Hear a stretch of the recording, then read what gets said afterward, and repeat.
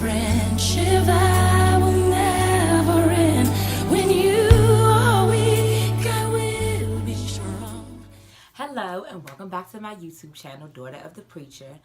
Welcome to episode 2 of the Open Heart Diaries.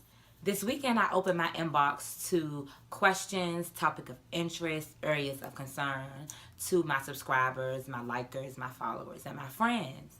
And one of the topics that I got back was about friendship. I thought about it. I said, that's an interesting topic. Because friendship is important to everyone for numerous reasons. So today we'll discuss how can you tell if they're a friend or if they're poison. People choose their friends for all types of reasons. Some base their friendships on length of time. Some others may base their friendships on affiliation, whether it be social, political, or religious. And some people just base their friendships off of vibes, who they get along with at the time. But I would venture to say to you that friendship should be based on 3 things: encouragement, elevation, and enrichment. If your friends don't do those 3 things, you need to reevaluate and think, are they really my friends? A lot of people tend to think that acquaintances and associates are friends. So let's rewind and let's look at what separates a friend from an acquaintance and an associate. An associate may be someone that you come into constant contact with, but you don't get into any in-depth conversations. You may have surface conversations. Let's say an associate may be a coworker. Now, an acquaintance may be somebody that you run in the same circles with. They might be a friend of a friend. Or you know that good friend that's really your cousin's friend that you now think is your friend because y'all went out and had drinks together. No, boo, she's not your friend. I'm just going to tell you like that. She's not your friend. She's an acquaintance. Then you have the friend. This is the person that you bear your soul to. You let them know what's really going on. The stuff that you don't even tell your siblings about. You going to tell your friend. Well, at least you should. If they're a true friend. There's levels to friendship. You have the best friend, the second in command, the next best friend, and then you just have a list of friends. Or should you? If these people don't enrich, elevate, and encourage you in any manner, they're not your friends. They may fall into the associate or acquaintance category. But all of your true friends should do that. Encourage, enrich, and elevate. So let's talk about it. How can we distinguish between what makes someone a friend or poison? Do you think that your friend is a friend because they conceal, they keep your deep, dark, and hidden secrets? That's fair.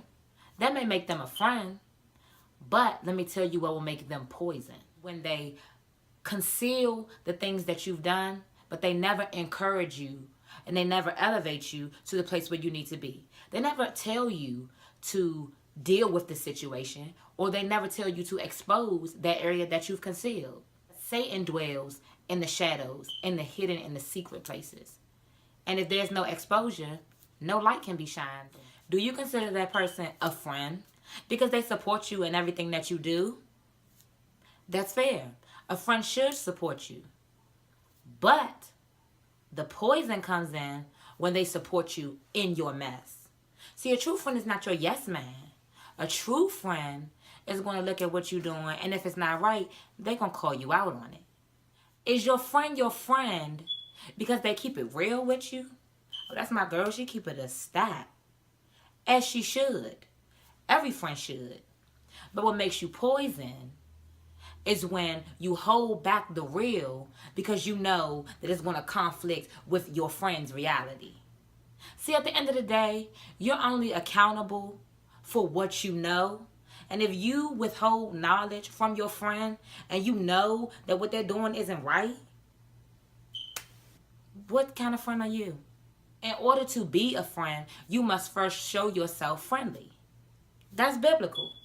But the problem is people don't know how to be friends. You have these unrealistic expectations of people who don't know how to be a friend. In order to show yourself friendly, sometimes that requires you stepping back and looking at the person and looking at their situation and seeing how you can best aid and serve them by encouraging, enriching, and elevating their lives.